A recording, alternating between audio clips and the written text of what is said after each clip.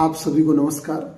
प्रश्न है, बदबूदार मक्खन में कौन सा केमिकल होता है।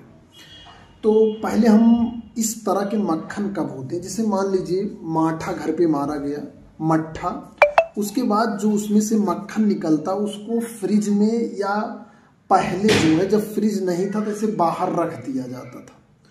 तो 1 दिन का रखा गया, 2 दिन का रखा गया, 5 दिन का रखा गया, तो उसमें से एक स्मेल आने लगती है, अजीब टाइप की स्मेल आने लगती है। यानी कि उसको जब तक गर्म करके गर्म नहीं किया जाएगा छाना, आप उसको यूज नहीं कर सकते। तो वो अजीब टाइप की जो बदबू आती है उसका कारण कौन है। उसके कारण देखिए, यहां पर 4 विकल्प हैं: पिक्रिक अम्ल, टार्टारिक अम्ल, ब्यूटेनोइक अम्ल, बेंजोइक अम्ल। तो हम आपको उत्तर पहले ही बता दे रहे हैं, इसका उत्तर ब्यूटेनोइक अम्ल सही है। ब्यूटेनोइक अम्ल सही है। यदि आप केवल उत्तर जानना चाहते हैं तो यहीं पर वीडियो, इसके आगे मत देखिए। अब मैं इन चारों की केमिस्ट्री बताऊंगा और ये बताऊंगा कि ये सही क्यों है और अन्य तीनों गलत क्यों है, क्योंकि सबके अलग अलग यूज हैं। अगर कोई चीज आप पहले से ही खा रहे हैं तो वो बदबू कैसे करेगी, कैरेक्टर आपको पहले पता होना चाहिए। चलिए, पिक्रिक अम्ल के उत्तर सही है, मैंने आपको बता दिया, ब्यूटेनोइक अम्ल। ठीक, अब केमिस्ट्री पे चलते हैं। पिक्रिक अम्ल जो है ये इसे TNT कहते हैं, ट्राई नाइट्रोटॉलुइन। देखिए भैया, ये बेंजीन है। ये कौन है भैया, ये बेंजीन दीदी है। कौन है, बेंजीन दीदी। इनके ऊपर ऑल लगा दिए तो ये फेनॉल हो गए, ये फेनॉल भैया हो गए। ठीक है, दीदी भैया दोनों हो गए। और ये हैं 3 NO2 लगा दीजिए। क्या लगा दीजिए, NO2। तो इसे साल्ट में कहते हैं TNT। क्या कहते हैं, TNT। ठीक है, तो यहां पर ये OH नहीं, यहां पर CH3 रहेगा भैया। टॉलुइन की बात हो रही है, ट्राई नाइट्रोटॉलुइन। ये एक विस्फोटक पदार्थ है और कोई भी विस्फोटक पदार्थ प्राकृतिक रूप में सामान्य अवस्थाओं में नहीं पाया जाता, उसे विशेष अवस्थाओं में लेबोरेटरी में बनाया जाता और यूज किया जाता।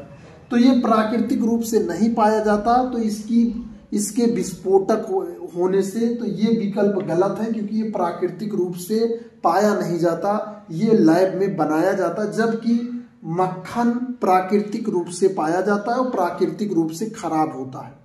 बदबू के बारे में, आप मान लीजिए कोई सब्जी जो है, अभी हाल ही में मेरे घर में जो है वो घोटुआ सब्जी बनी, जिसे सरसों का साग कहते हैं। चूंकि पंजाब में वो लोग एक बार साग बनाते हैं तो 2-3 दिन खाते हैं, जबकि हमारे यहाँ सुबह बना तो वो कल सुबह तक जो है खराब हो गया।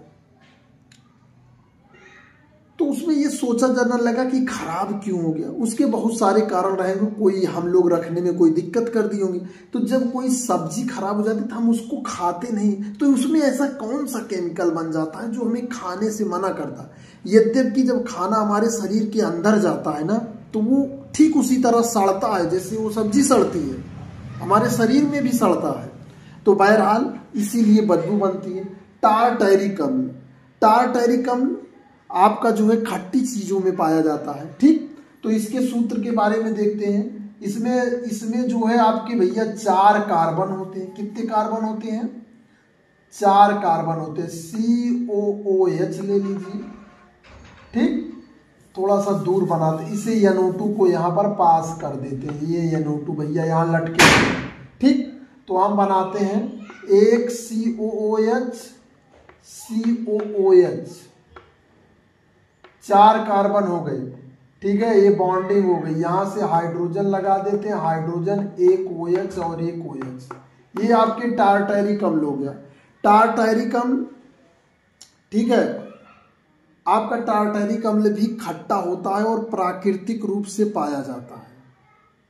अब कहोगे पाया कहाँ जाता है, इमली में पाया जाता है भैया, और कहाँ। इमली खाते हैं, इमली का बूटा, बैरी का पेड़, अब चल घल जल्दी हो गई देर, तो इमली में पाया जाता है। ये बम विस्फोट में पाया जाता है, ये इमली में पाया जाता है। ये भी प्राकृतिक हो गया और ये प्योर गैर प्राकृतिक हो गया। अब आते हैं ब्यूटेनोइक अम्ल। क्या? ब्यूटेनोइक, ये एक तरह से ये आईपीएसी नेम है। क्या है? आईपीएसी नेम है। इसका जो कॉमर्शियल नेम है ब्यूटेरिक अम्ल है। तो यहाँ पर ये आपका क्या हो गया? CH3। ब्यूटेन का मतलब हो गया भैया 4 कार्बन, CH2 और COOH। ये आपका butanoic, 1 carbon, 2 carbon, 3 carbon, 4 carbon. 4 carbon से बनने वाली एल्केन ब्यूटेन और COOH फंक्शनल ग्रुप, क्रियात्मक समूह लगा हुआ है, इसलिए ये आपका हो गया ब्यूटेनोइक अम्ल। ठीक। और नीचे है बेंजेनोइक अम्ल।